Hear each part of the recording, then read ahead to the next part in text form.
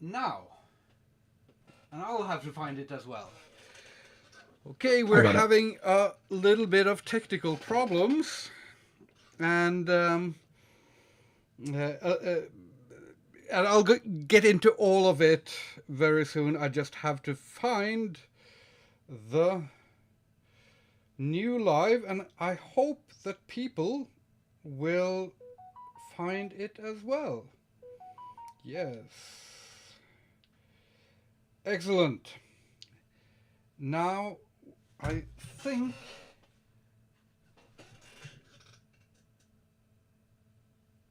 we are back.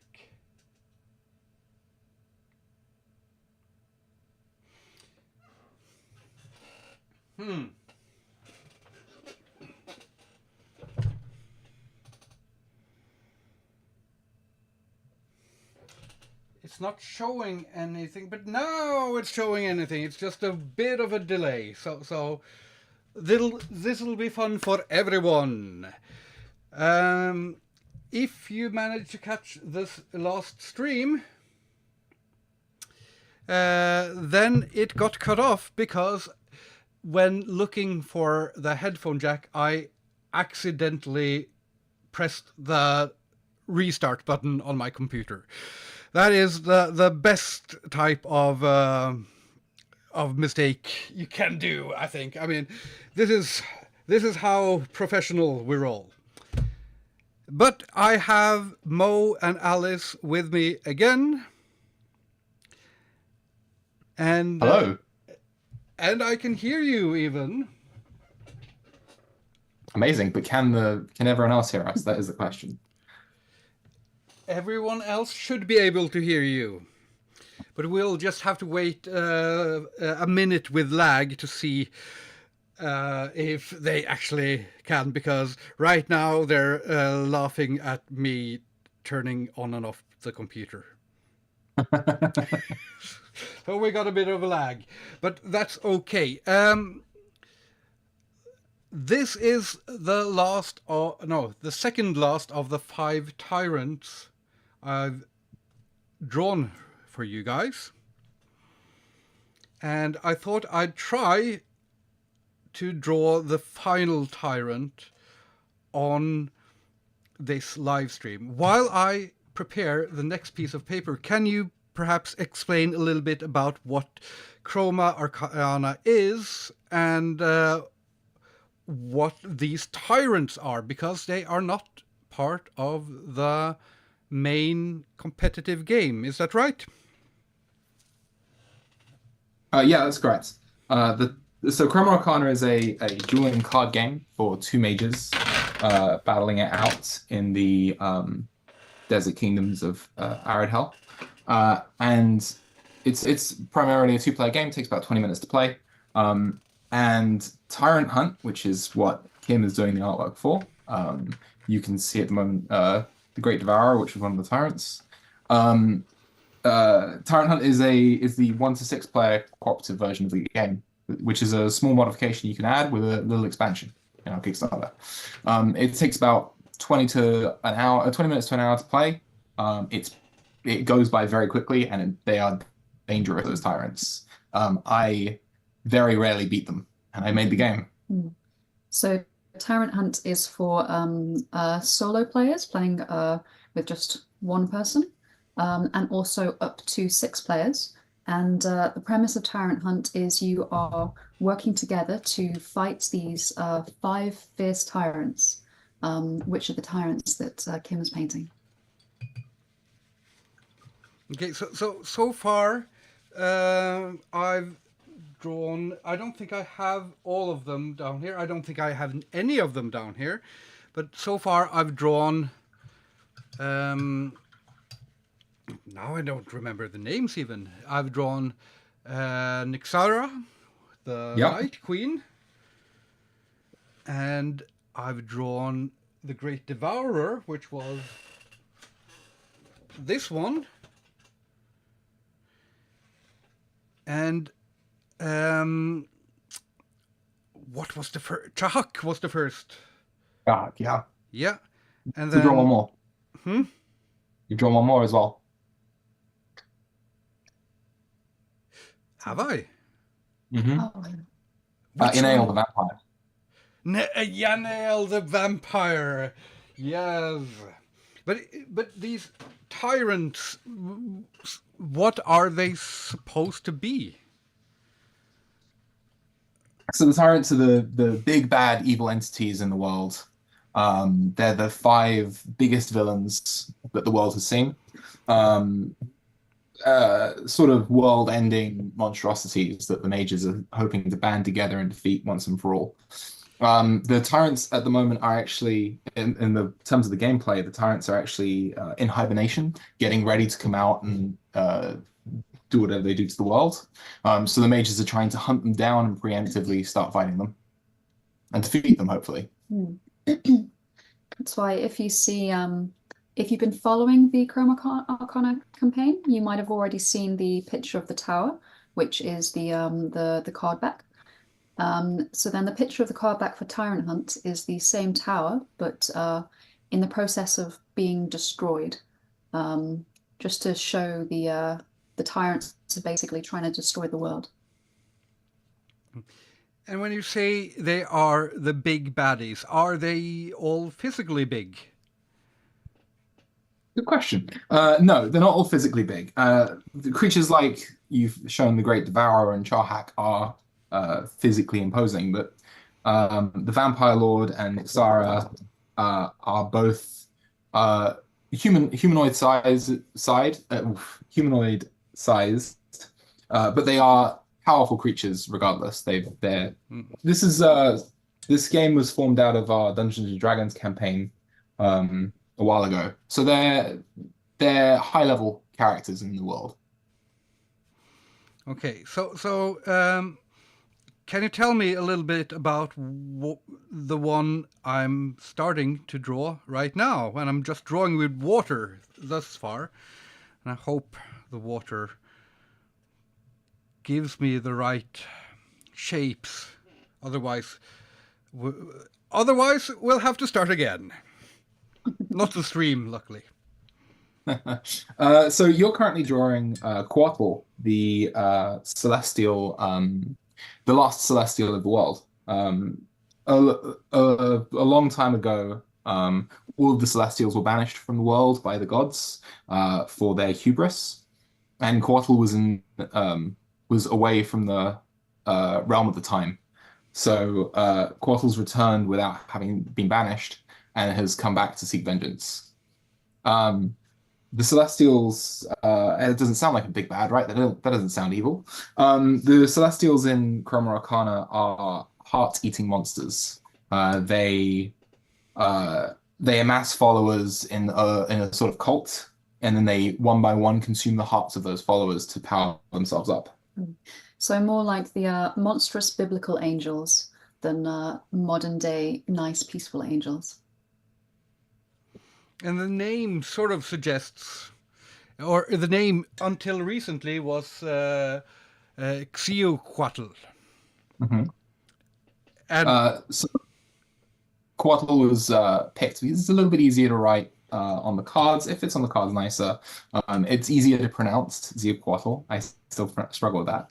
But the angels of the world are based loosely on Mesoamerican deities and priests and that sort of lore. Hence the heart sacrificing, the heart consuming part of the power. Quattle resides in the upside down pyramid underneath the fallen celestial city. The upside down pyramid being a pyramid on its point. And Quattle lives on the large roof of the pyramid. So one running theme you'll see with Chroma Arcana and Tyrant Hunt is there are lots of very loose inspirations from various sort of cultures and mythology from around the world. But a lot of it is obviously from primarily Mo's mind as well. So yeah, there's sort of little hints of things around everywhere, but it's also still because it's our own thing, we've been able to have fun and be quite flexible with it. Mm-hmm. Yeah, it's been fun being able to tap into a few different, almost a few different genres of monster and genres of uh, um, drawing just with these 5 pieces. And with Quetzal, I'm channeling my best sort of Aztec type creature, something inspired by especially the fantastic Aztec codexes and the drawings.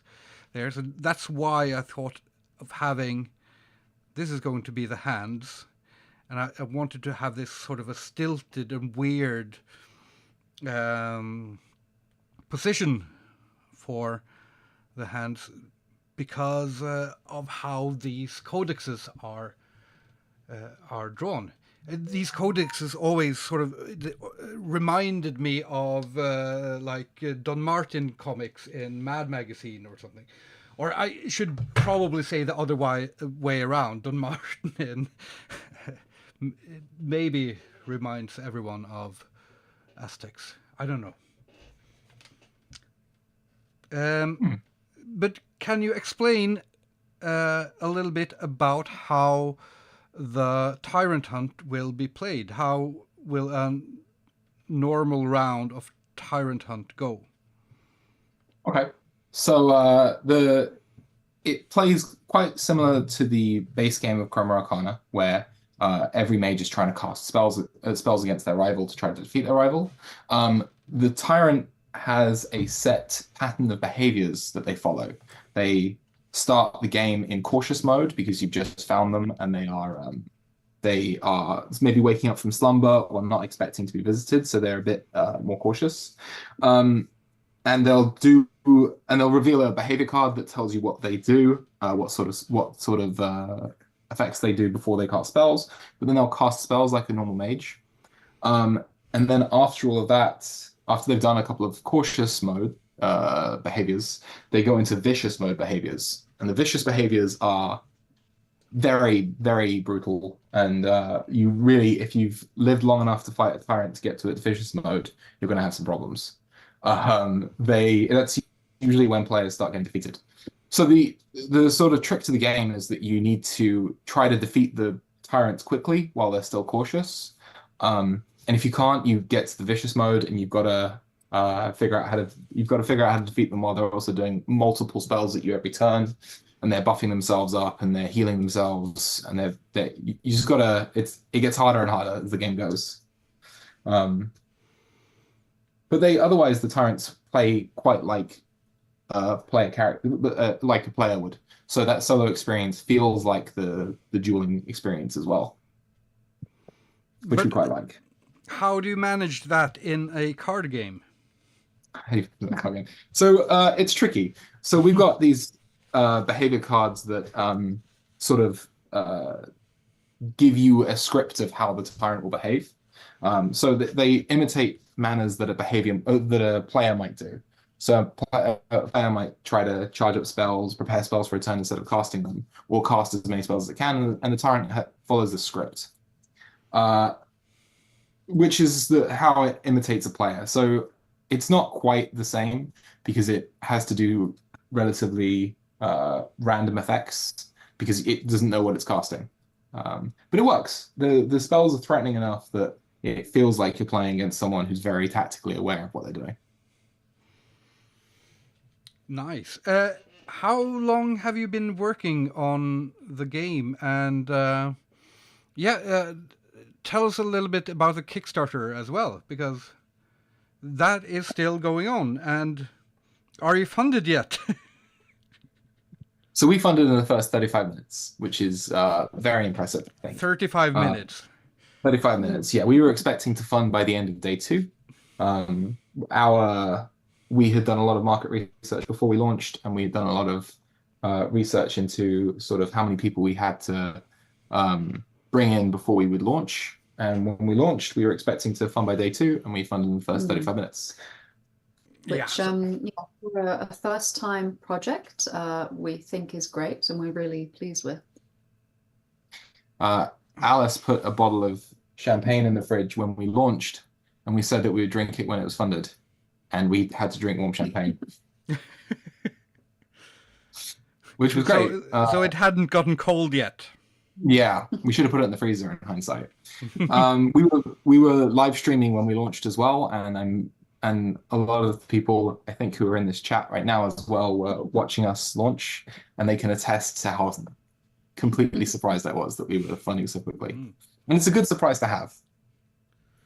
Yeah, I've been a part of a couple of Kickstarters before. I mean, I think the first one was back many, many years ago with a project called Satan is Alive, a tribute to Merciful Fate, which was a friend of mine doing a Merciful Fate tribute comic book anthology, and I had one of the, or two of the comics in it. And that went reasonably well. And then I think last year or the year before, I was a part of the Outcast Silver Raiders, and we got funded in, I think, 3 hours or 2 hours, something like that. And that felt extremely good. And then I was a part of the Void, the cooperative card game, another cooperative card game, now this fall, and that took a couple of days to fund. But you guys have just totally kicked it out of the park. I don't know if that's a phrase. It sounded like a phrase. Knocked it out of the park, I think is the phrase. Yes. Unless you're kicking things out of parks. Yeah, yes. I guess it's a baseball reference. We're 650% funded, I think, at this point. And we've got the last couple of days are typically when a Kickstarter gets a huge boost as well. So this is going significantly better than I ever thought it would, which is great. I want more people to play this game. I want this game to be as far-reaching as possible. I want everyone to enjoy Chroma Arcana.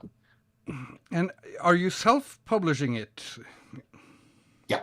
So Rocknest Games is a games designer and publisher company that I formed. So at some point in the future, hopefully, we'll be publishing other people's games as well. When we have a bit more capital. So the plan is to when things allow for it, actually open up and start working with other designers as well. Yeah. And we're hoping that we'll be able to help indie designers who might not have the budget to fund artists or get their game out into the open. We're hoping that the connections that we've made with the 4 artists that we worked with will help those people along as well. Yeah, so tell me a little bit about the other artists involved, because the art for the main cards is, you've gotten 4 really good artists, and it is really visually striking and also cohesive at the same time. Joanna? Yeah, so as well as Kim, we have 3 other artists. One from the Philippines, one from Germany, and one from Italy. Yeah, they are all linked on our Instagram. So if you wanted to have a look on there, we kind of linked to their profiles on the posts of their artwork. So you can check out all of their profiles on there.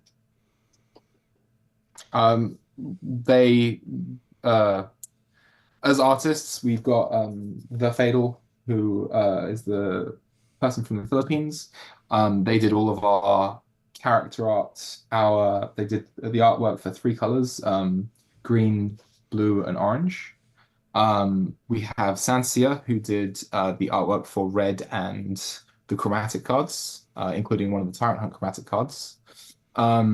We've got Nadine, who's doing the artwork for the advanced colors, Void Gold, Harmony, and Fortune. And she also did the behavior card artwork for the Tyrants. And then we've got Kim. Kim's doing the 5 Tyrants, which are I think the bigger pieces. So big, in fact, that they're actually on our Kickstarter. So if you wanted to grab one of Kim's pieces of artworks now, we are selling 5 of them.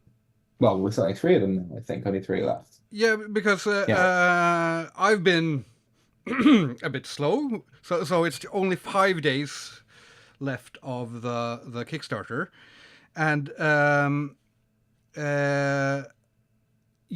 you still have you put up the 3rd piece yet?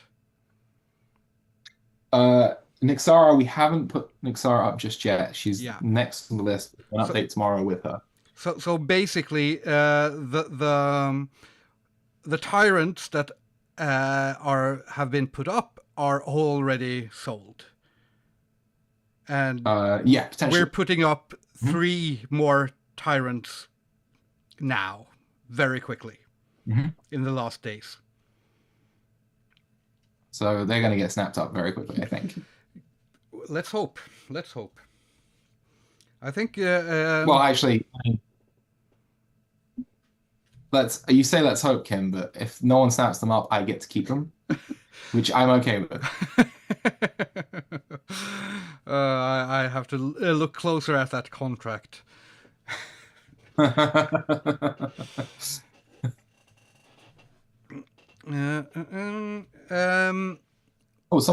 lost signal. Yeah. On my end, I have a signal. That's why I can see you guys here and even look at the chat. Oh, more people lost the signal, but it's back. So that's...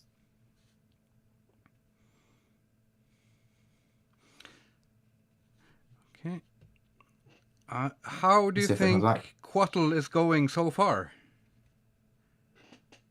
I am digging the green and the red combo. Mm-hmm. This is looking good. I especially liked the when you were doing the water on the face and you were creating the face, but you hadn't done the black of the eyes and stuff yet. I was like, oh, that's a face. I love watching you do your work because you can sort of see little bits come out and then they sort of blossom into being. Yeah, that's part of the fun. It's something that started to emerge organically when doing the ink monsters. But then after a while, I've started like thinking about, how can I actually manipulate the water and the random dots and all of those things in order to make the drawing process exciting. So it's adding another layer of difficulty in the art, in some sense, which is fun.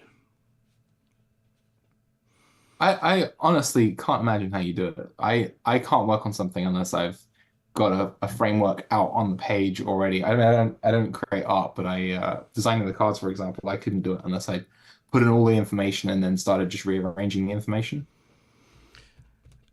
Yeah, and I enjoy the chaos of improvisation. I do also like occasionally having all the information and making it more like a puzzle where I have to make all the pieces fit. But generally, this is more I get more out in terms of energy from doing the art like this, while the times where I have to plan everything, I get bored much more easier. But with this one, I've actually done a whole bunch of sketches before this, and I have references, and I have everything ready. But this exact version of Quattle you haven't seen that in any of the sketches, because Mm. Yeah, because this is how it's happening today, and hopefully I'll manage to land it without any disasters, and it'll be wonderful. Have you selected your nail polish to match the piece? That is subconscious. I should have gone with a pink here, and then it would have been perfect. That's just happy coinkydink, as we say. So I'm wondering, what are your inspirations in terms of board games and card games, and yeah, where did you start designing games? So I actually started designing games in general when I was very young. I was 7 years old. I remember designing my first game. It wasn't very good. I was seven. But this for Chroma Arcana, I think I started designing this about 3 years ago. We were playing a lot of Magic the Gathering, and we I went to a tournament and I didn't have a very good time, and I came back home and I thought about why I didn't enjoy it, and I started just taking apart things from Magic the Gathering that I didn't like and putting in new things. And then I just created this card game. We tried it out a couple of times. We liked it, and we just progressed from there. And now Chroma Arcana is very different to any card game that I think we've played before. And it's got this really unique vibe. It's got a lot of different things like it allows players to make decisions on whether they want to cast lots of spells at once over a long period of time, or if they want to cast a few spells quickly, which is just a big decision factor. And yeah, that's where it originated from, but it's changed a lot since then. And in terms of sort of board games in general and our inspirations, we play a lot of board games with a lot of story, very kind of like story-driven games. So we play a lot of legacy campaign games together at home. So like Frosthaven, ISS Vanguard, Etherfields, anything with a really strong story and theme and cool characters. Drop it. Sorry, my dog just went and rescued something that she shouldn't be chewing. Hello, baby. Yeah. If you can talk a little bit about maybe answer some questions or talk about some games that you play and inspire you and stuff like that, and I'll try. I have to just fix one thing. Sure. What do you want to talk about? Us? Games that inspire us? We've played a lot. We've since becoming board game designers, we've met a lot of board game designers, and there's a lot of really interesting indie stuff out there. I have almost stopped backing. I've almost stopped backing the big company games because there are so many small games out there that are better. Because that you can see someone's got a lot of love in the passion project they've done and put together, as opposed to a company that might be making games to just make some money. So I want to give a shout out to indie game developers like Richard Lawton from Card Noir, who did Crown of Ash. Crown of Ash is a really well designed and beautiful game. Yeah, I'd say beautiful games are one thing that we love as well. And yeah, Crown of Ash is a very beautiful game. Really kind of bold colors and a nice color scheme and lots of sort of like silhouettes and bold shapes. I see someone in the chat mentioning Yu-Gi-Oh! Chroma Arcana had a lot of Yu-Gi-Oh! Inspired things in it, like sort of not exactly trap cards, but Yu-Gi-Oh! Is famous for its trap cards. I guess in the way that you sort of have the layers of cards down in Yu-Gi-Oh! We've got a spell book. It's not exactly the same. It's more like a staging area in Chroma Arcana, but visually it looks quite similar. You sort of lay the 4 cards in front of you. Three Foxes is talking about how MTG pushes out sets really fast. One of the core reasons why we made Chroma Arcana again is because we used to play Magic the Gathering a lot, and spent too much money on Magic the Gathering cards. So we wanted to create this game that you could buy one copy of and not have to buy that. Like, you spend a one-time purchase of what, $35, and you've got everything you'll ever need to play. And not just the money, but the space as well. Like, we used to have loads of cards everywhere, and it takes up so much space. But this is basically all you need. This holds the entirety of Chroma Arcana, and there's space in there for Tyrant Hunt. So it's much less space on your shelf, meaning you have space for more games.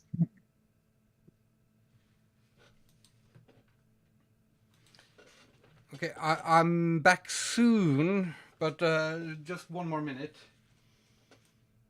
Sure.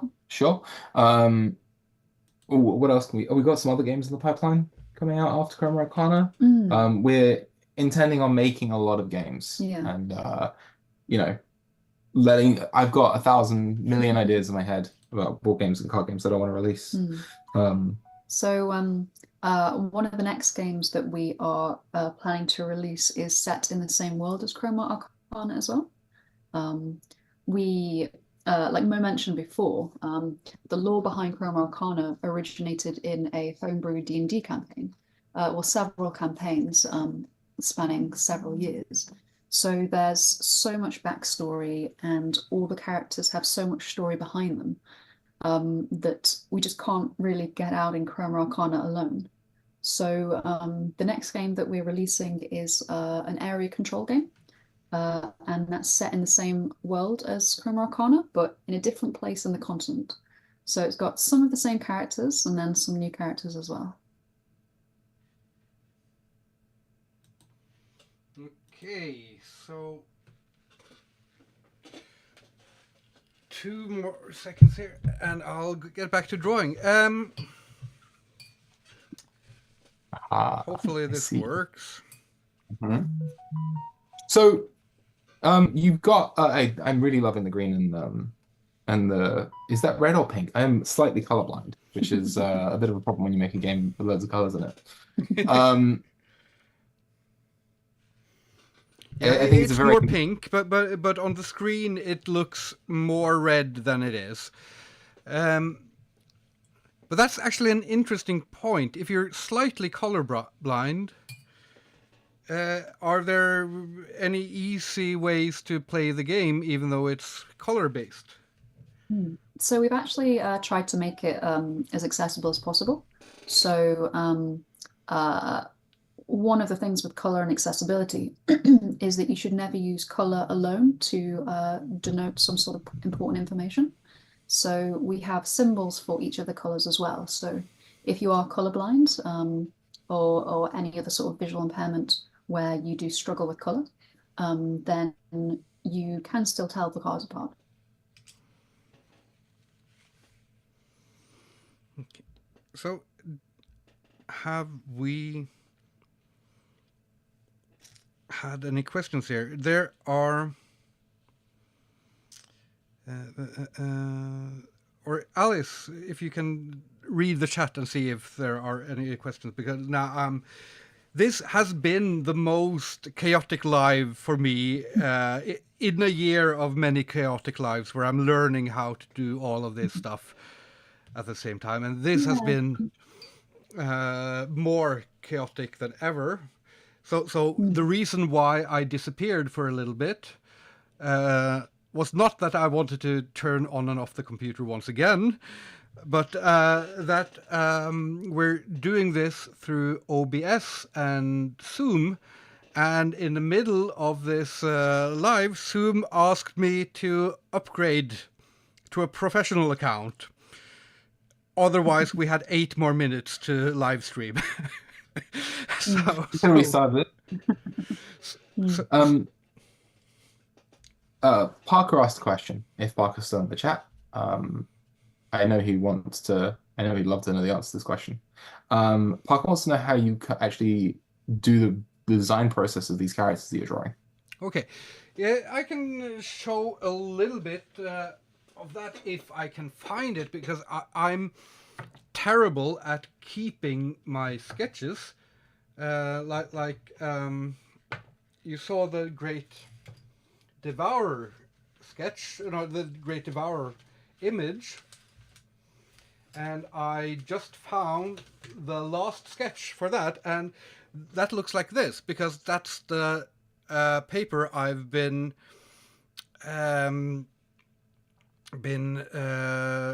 cleaning my brush on. So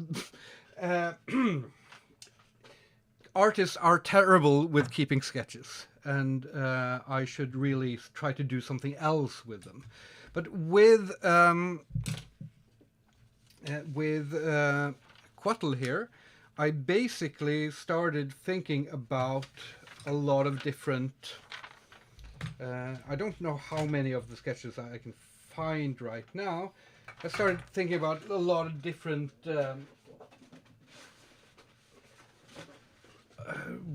ways to draw something almost angel-like, almost Aztec-like. And one thing, this is actually the first time I've used AI in a design process, because I did an initial sketch which looked sort of like, I thought Aztec, so I thought feathers all around the head like this. And then I took your prompt into an AI, and it generated almost exactly the same image as I had. So then I knew, ooh, I need to be a little bit more original. So after that, I started looking at a lot of different Aztec imagery. You can see the face is pretty much this face. And I'm also looking at, I don't have all of them, but been looking and sketching a lot of these types of more comic book-like codexes, because I think that style is awesome. And if you see how the characters here are having their feet, I'm trying, and their arms, I'm trying sort of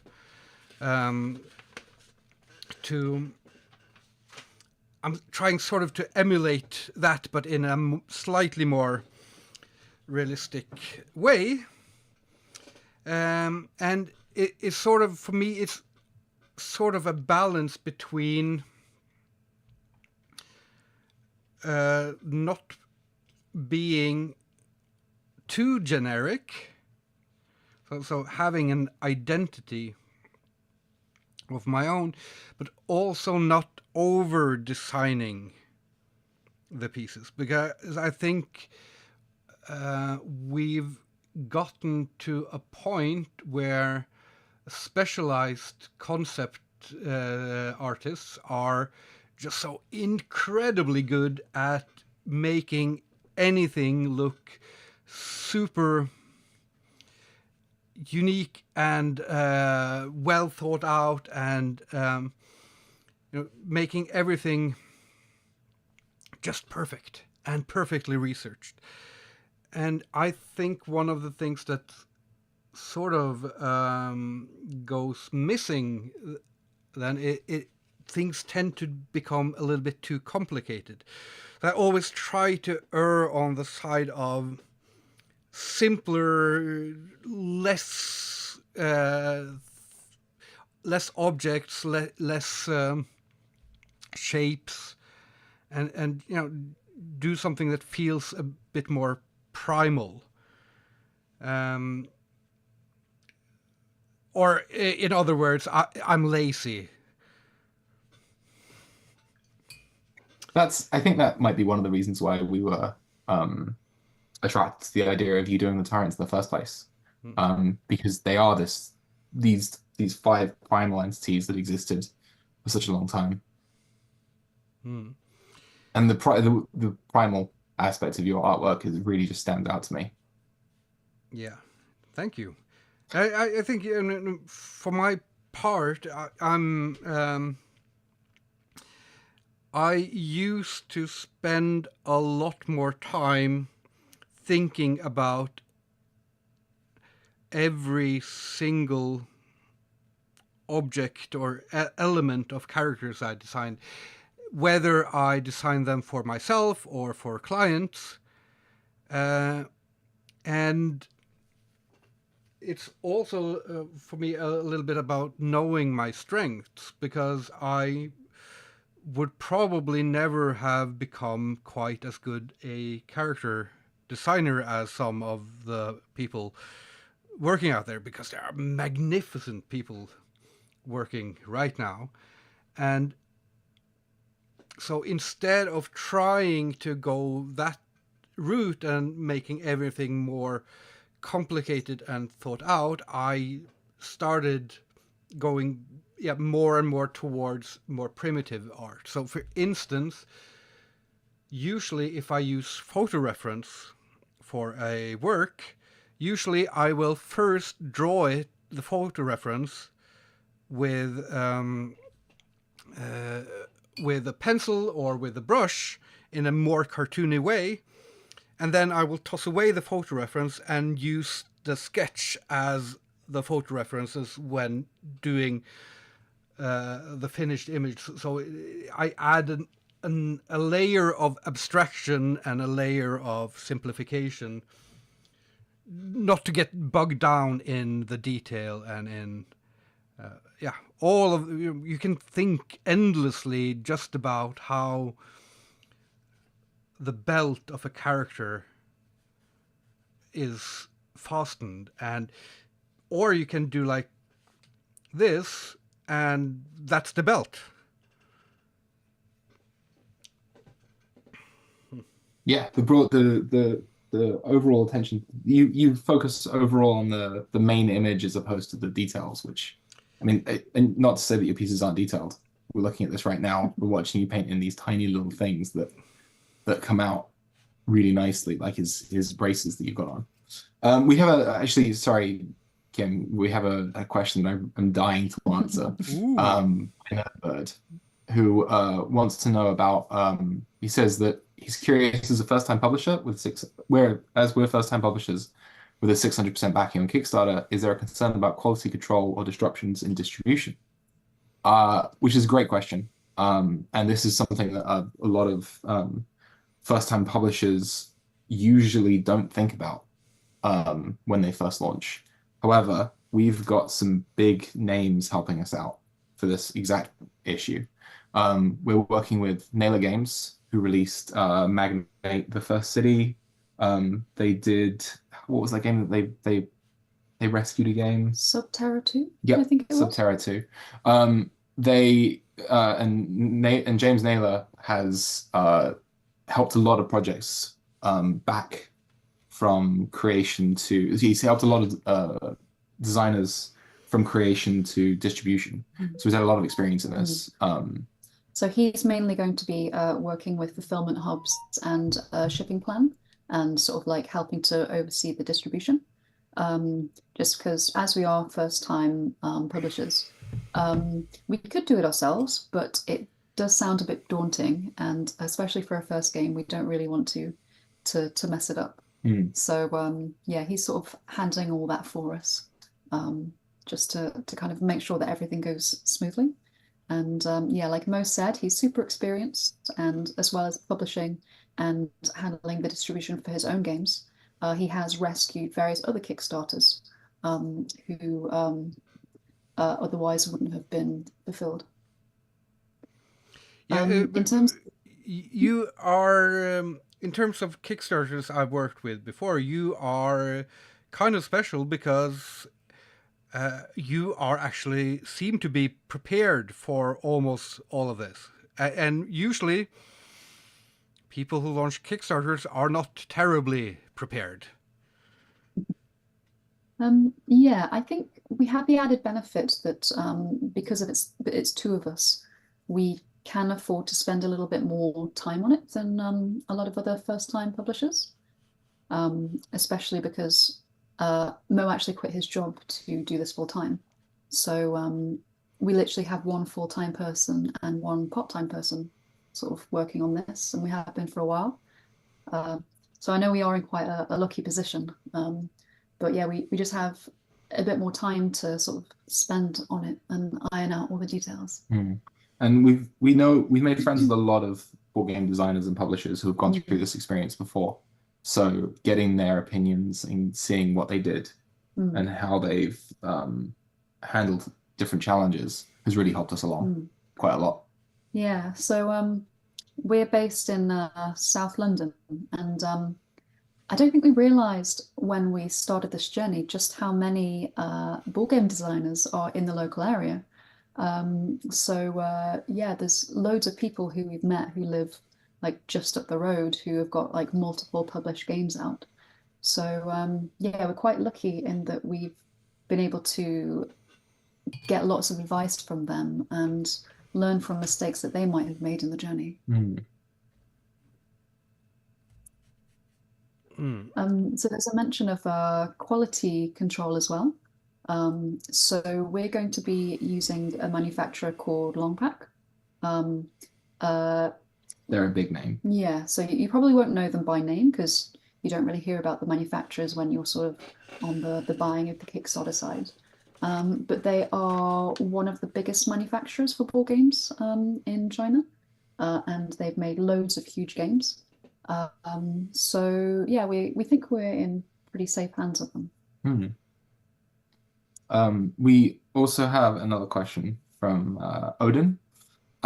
He or they would like to know our favorite two-player games. They're a big fan of Lost Cities, which, as I mentioned, we saw in we were at a board game cafe last night showcasing Chroma Arcana and playing some other games. And I noticed a group of people were playing Lost Cities. I don't know a group of people playing Lost Cities, although they had Lost Cities set out on the table in front of them, which was kind of interesting. It was the new Cosmos edition, I believe.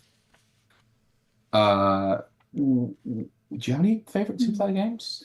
I don't like playing games with Alex. She always beats me, which is very frustrating as a competitive person to always be beaten. Yeah.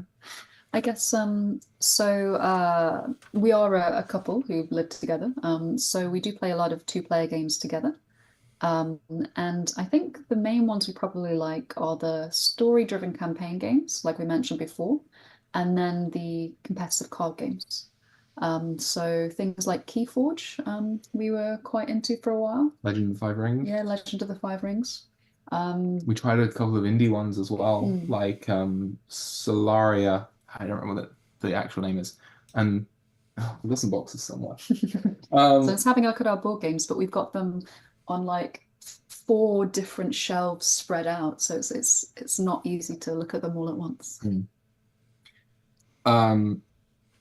We've got, there was another question I wanted to answer real quick. Oh, Sansia's here. Sansia says the painting looks amazing, Kim. Yeah, so Sansia is one of the artists who mentioned earlier, so she's in the chat. So yeah, Thank you so much, Sansia.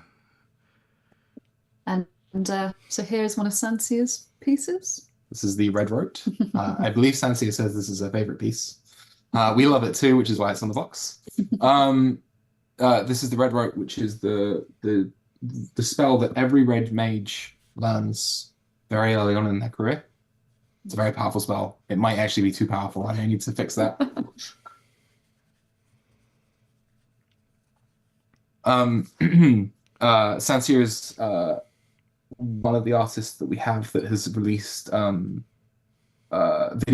of painting of pieces, and they are magnificent. Yeah, actually, yeah. If you have a look at our Kickstarter page, somewhere like halfway down is a great quite near the top GIF of Sansia doing the Obliterate artwork.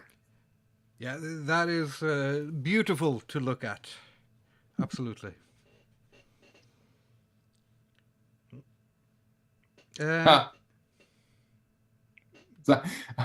Sorry, just this chat is fun. We've got someone asked about the support of. Hang on, let me read before I start responding. Yeah, Nerdbird, it is fantastic that we've got contacts in the field, and I would always I sometimes get emails from people asking for assistance in setting up their Kickstarter, or how to do ads for Kickstarters, or what they can do for their board game, or hey, can you look at my board game and see where I'm going wrong because someone doesn't like it or something like that. And I always just respond to these, and I always try to help as much as I can, because as an indie board game designer who was previously struggling to get help until we joined our local group, I know how difficult it is, and I want to help people as much as possible to help people get their games out there. I would rather have a million indie games out there than play one big game a year. Yeah, like it's quite nice because this time a year ago we were talking to loads of people who had done this before and getting advice from them. And now we're sort of finally in the position where we can be the ones giving advice to people who are about to start their journey. So that's really nice. We've got a question about if the game will be supported with virtual tabletop simulators. Yes, we're waiting until we've got a demo version on Tabletop Simulator at the moment. We're waiting until we have released the game and it's out there before we do anything else with Tabletop Simulator. There's a bit of a controversy with games on Tabletop Simulator. A game came out. The most famous example is a game came out called Kelp, and Kelp was stolen. Someone accessed their Tabletop Simulator program, took down all of the files, and just started printing it and selling it. And we really want to avoid that. That's a big worry for us. So Kelp hasn't even been fulfilled yet, and there were hundreds of copies that you could get on Amazon, just all fakes. So on one hand, we really want to get the game out there digitally to whoever wants it, but on the other hand, we also don't want somebody to basically rip it off and sell loads of fake copies.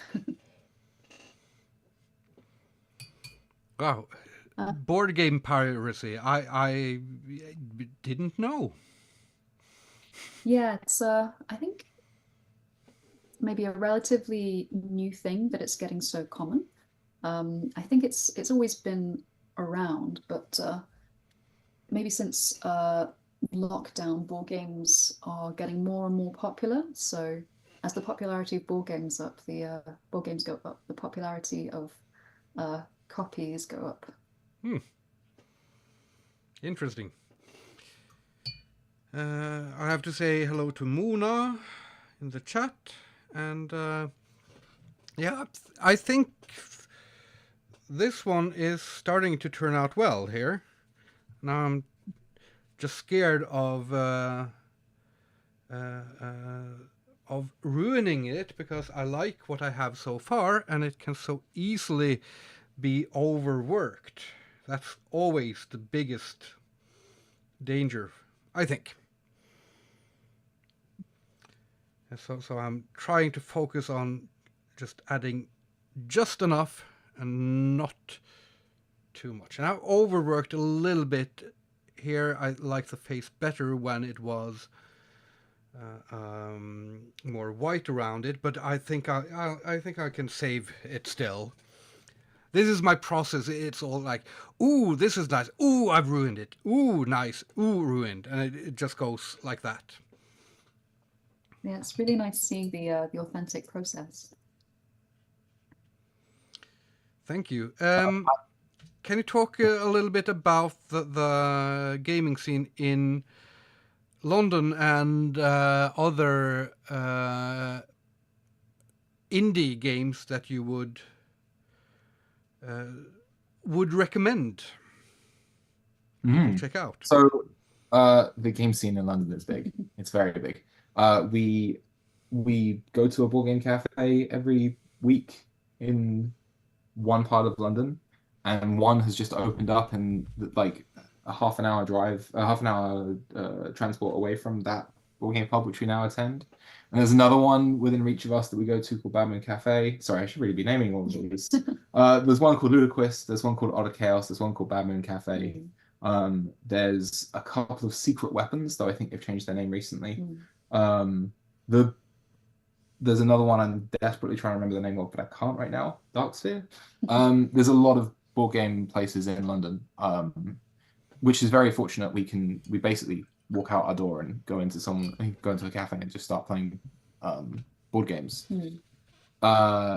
You asked about other indie games that we've seen. We've seen a lot of the indie games that we've seen. We're not allowed to talk about because they're not published yet and they're still just going through the stages. But they'll be out soon. Yeah, so there's a group called Playtest UK, and they have a branch in South London, and it's basically indie game designers all getting together and playtesting their games. Yeah, it's great to be able to play the games before they're actually released. So things like Crown of Ash that we mentioned before is one of the ones that we managed to playtest, and that's they've actually done their Kickstarter now, so we're allowed to talk about that one.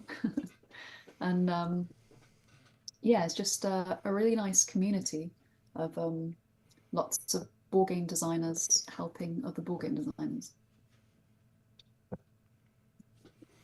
Sounds lovely. Yeah, the black background really brought it together, says one of the comments, and that is good to hear because I knew that black background was coming from the very start. And I started to get really nervous about it right before doing it because sometimes the best laid plans of mice and men are not as good laid as you would have thunk. I was going to say that actually the black background on the cards, especially because all of these pictures are designed for card use, that black background really adds a nice contrast on the cards, and it makes it look really good. The top part of the card has the name of the card, but it's written on a black bordered box, and the dark shadows at the top just really make that pop. Same with when you did Charhack. Charhack's got a contrasting black and white top part. It's very good. It's very good. Yeah, it is sort of a challenge to try to make it work in the small format as well, and that's why it's so good to have the YouTube chat right here, because then I can actually see how it will work. And you know, I tried to make all the 5 tyrants as different as I can. So that's why I wanted this last one to be a full figure and a full humanoid figure. And that is sort of the most difficult to pull off in and make it look cool and make it look epic in a card-sized format. So that was always the challenge, or is still the challenge with this one. That's why I'm sort of overemphasizing the wings a little bit now, is to make things clearer in the miniature format.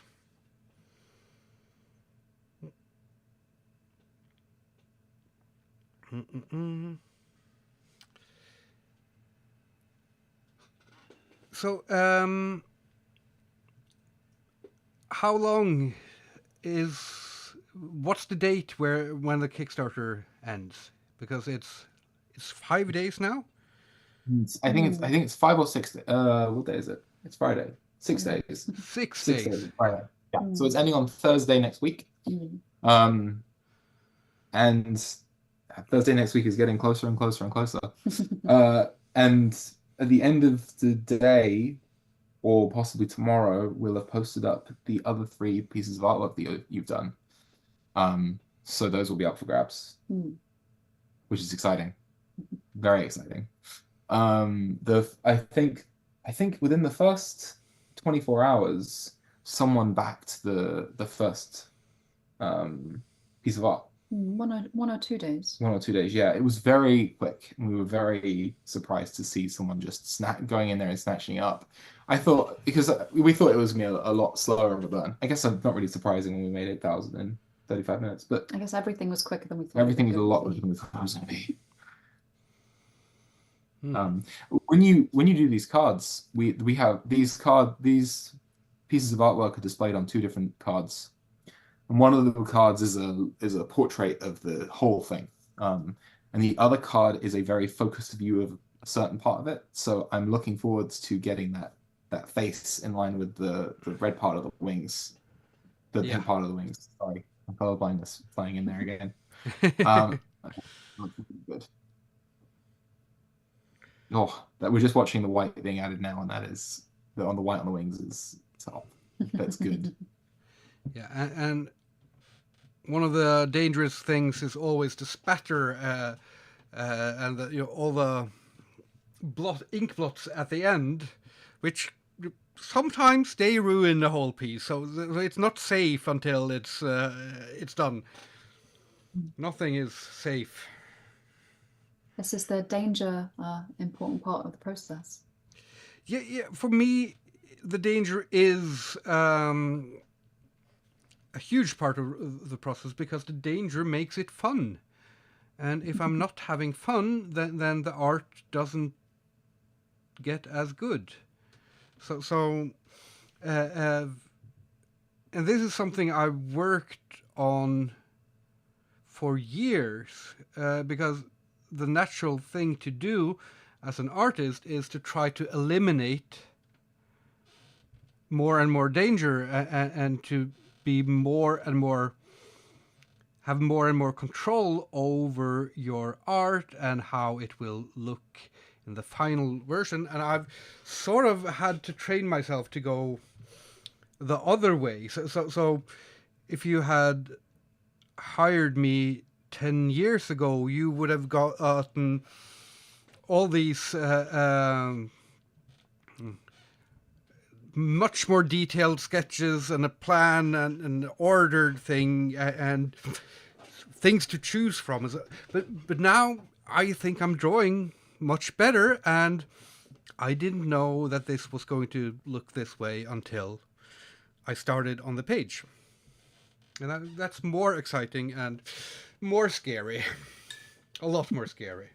I'm literally just stopping to breathe once in a while when I'm drawing. This is how I design board games. I go Dangerous into it with design. dangerous. I go into this with a very tiny concept in the back of my brain, and I just start writing and I start putting things together.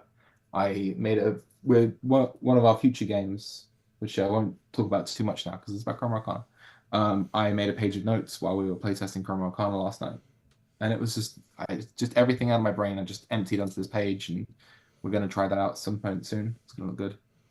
It's going to be good, rather. Sorry, I was looking at the painting. I was just thinking it was looking good. Thank you. I think we are getting close to the point where I will call it finished for now, and then tomorrow I'll probably go in and clean up a few small details. But I really like the overall feeling of it right now. I like that this tyrant is more colorful than the other ones, because each tyrant really stands out individually, and this one is stunning. We now have a rival for the box cover art. we were originally going to have Charhackers, because Charhack was the first one we saw. It's our first love. And I was thinking Charhack's definitely going to be the front art piece, and I thought you'd never be able to top it because it was just such a good piece. And now I'm looking at this and thinking, maybe it's got a new one. I really like colorful things as showcase pieces. Yeah, I think I'm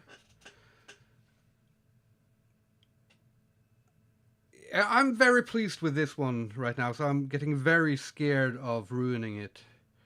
So I think I will not do all that much more today, and then just let it lie until tomorrow and see if it's really finished, or if I have to do some small alterations here and there. But he's got He's got a good vibe about him. He does have a very good vibe going on. I love his little sacrificial dagger he's holding. Oh, It's yeah. a fine touch. One of my favorite things about this is that we didn't give you too much of a brief. We told No. you some real rough outlines of what Quattle was supposed to, not what he was supposed to look like, but who he was. And I'm really happy that you've taken this concept that I had in my brain and you've created this different piece that looks very good. Thank you. It's been very fun, this whole process. So because yeah, you guys have been sort of clear about everything that you want, but leaving a lot of room for improvisation and for me to just do my thing. So for instance, the fact that when I asked earlier today if the tyrants were physically big or not, I didn't know your answer to it. I knew my answer to it, and that was that, you know, some of them are and some of them aren't. But there was nothing in the descriptions that said that. But it was just, yeah. I had the freedom to do basically as I please, I think, and that's or the trust to do as I please, and that is a very very nice privilege. And I have to say thank you so much to Chris Ardapple for a super chat. And of course, I have to say that if you are wanting to support not only my art, but also a very cool board game, card game, then join the Kickstarter. And how much does the add-on with the cooperative part cost? It is, I can tell you in pounds, $15, £10. Yeah. It is not the correct price for the amount of work that you've put in. I should be selling it for hundreds. But you are selling the originals for hundreds. Yes, I am selling and I will be buying the ones that we don't sell. Don't worry. I think if we don't sell any, I think we're going to sell all of them. How much is the expansion? The expansion's £10 or $15 or €13, I think. And it's a lot for your money. Yeah. So that's British pounds and American dollars. US dollars and European euros. So the base game is how much? The base game is £29 or €34 or $37. And just to confirm, sorry, Tyrant Hunt is £10, €11 or $13. Excellent. Okay. I think I'm going to say that this is all I dare to. As I'm saying it, I still am putting down marks, but that's my problem. But I think this is how much I dare to do on him today. I don't think there will be any major changes. I think I will probably keep him more or less like this, but I need 24 hours to just see if it's or maybe just sleep on it and see if I still feel good and if there are any minor tweaks here and there. Okay, amazing. I am looking forward to that. I am looking forward to that a lot, and I can't wait to put this on a card. Excellent. So I think we're just about to finish then. I want to say thank you to everyone who stuck with us with all the technical problems. I will try to remember to not restart my machine while being on a live. And Mo and Alice, do you have any last words for the chat? We're always available on social media and Discord. We think we got through all the questions in the chat, but if there's anything we missed, or if anyone has any other questions, just reach out to us on Discord or on Twitter or Instagram or Facebook. If you look for us, we're at Rocknest Games or at Rocknest. We'll type that in the chat just so it's there. Well, Rocknest Games. Also, sorry, yeah. Most of our handles. Just type everything in the chat and also type the Kickstarter address in the chat. And don't hang up, but I will hang up on our audience, okay? Cool. Okay, well, I'm sure our audience will be very upset to see you go. I'll be back with a how to draw live stream on Sunday and a request drawing live stream on Thursday, I think, and then we'll have an Easter break because I'm going to the Inferno Festival and doing stuff every day. So I'll be doing a performance of for Lovecraft stories. I'll be drawing daily ink monsters with the audience, and I'll be drawing concerts as they're happening, and I'll be doing too much in the Easter. But thank you so much for joining. It's been so fun working on this, Mo and Alice, and I'm so happy for the great success of the Kickstarter. And hope that you managed to sell exactly the right amount of my art, so that you can get to keep some if that's what you want. Or I'll get some pieces done from you later on. Don't worry about it. I'll get something. Okay. Thank you for having us. Thank you so much. Bye-bye, everyone. Bye. Bye.